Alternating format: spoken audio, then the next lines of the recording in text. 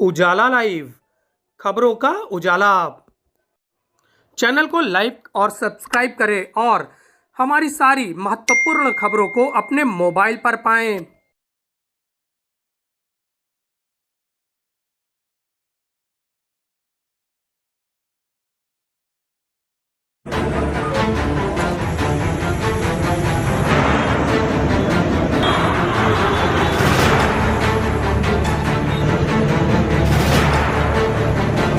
और strong leader shining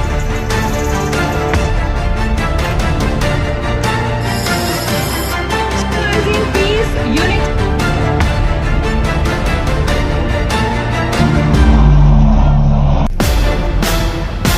तालियों की आवाज इन तक ना पहुंचे।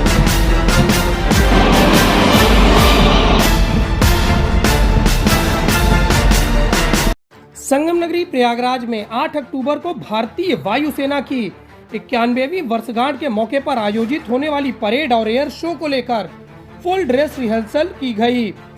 मध्य वायु कमान मुख्यालय बमरौली में आयोजित इस परेड में भव्य रूप से वायुसेना के जाबाज भारतीय जवानों ने अपने अदम्य साहस और शौर्य का प्रदर्शन किया।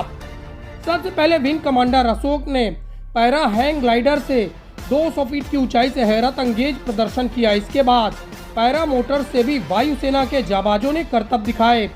आसमान में वायु वीरों के इस प्रदर्शन को देखकर दर्शक दीर्घा में बैठा हर शख्स रोमांच से भर गया।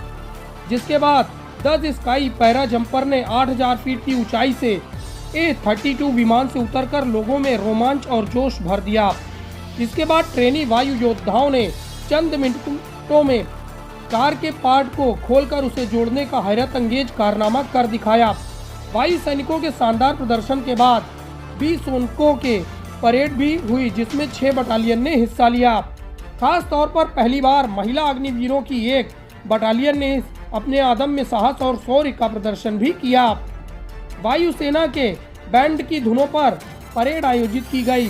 फुल ड्रेस रिहर्सल परेड की सलामी वायु अफसर कमांडिंग इन चीफ मुख्यालय मध्य वायु कमान एयर मार्शल RGK कपूर ने ली। उन्होंने वायु सैनिकों को देश की एकता, अखंडता और स्वतंत्रता की रक्षा की शपथ भी दिलाई। परेड के बाद ड्रोन से तिरंगे और एयरफोर्स के झंडे का भी शानदार प्रदर्शन किया गया। कार्यक्रम के अंत में मध्य वायुसेना के जवानों ने राइफल के साथ ड्रिल का शानदार प्रदर्शन कर लोगों को आश्चर्यचकित कर दिया। वायुसेना के मध्य कमान बमरौली में परेड के बाद संगम में एयर शो भी रिहर्सल आयोजित किया जाएगा, जिसमें भारतीय वायुसेना के इस एयर शो में विंटेज विमान tiger, moth, harbour trainer, transport जहाज C-130, IL-78 चेतक हेलीकॉप्टर और रुद्र हेलीकॉप्टर देखने को मिलेंगे। भारतीय वायुसेना के फाइटर प्लेन, देश में बने लोकप्रिय जहाज तेजस को भी देखने का मौका मिलेगा। कारगिल में दुश्मनों के छक्के छुड़ाने वाला मिराज 2000 भी यहां आसमान में अपने करतब दिखाएगा, जबकि भारतीय वायुसेना में अपनी आयु पूरी कर चुके MiG-21 का आखिरी शो भी देखने को मिलेगा।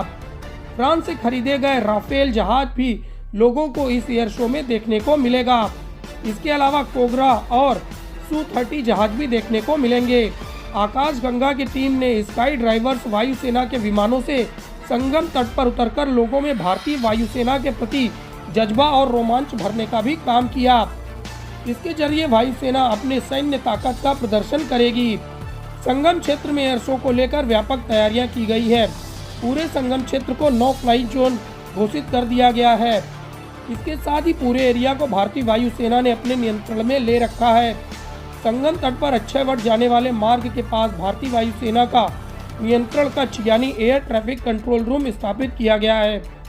इसके ठीक ऊपर बुलेट प्रूफ केबिन बनाई गई है, जिसमें सेना के उच्च अधिकारी बैठकर एयर शो देखेंगे।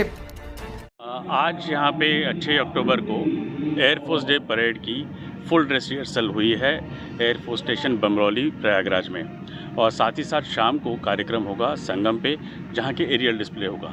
ये दोनों कार्यक्रम 8 अक्टूबर को भी आयोजित किए जाएंगे। और आज की जो फुल ड्रेस रिहर्सल है इसकी सबसे बड़ी विशेषता रही है जो हमारे स्कूली बच्चों ने यहाँ आके भाग लिया है और उन्होंने देखा है ये शो और तालियों की गड़गड़ाहट के साथ उन्होंने वायु सैनिकों का जो मनोबल बढ़ाया है, एयर वॉरियर्स की खुशी देखने लायक थी जब बच्चे ताली बजा रहे थे।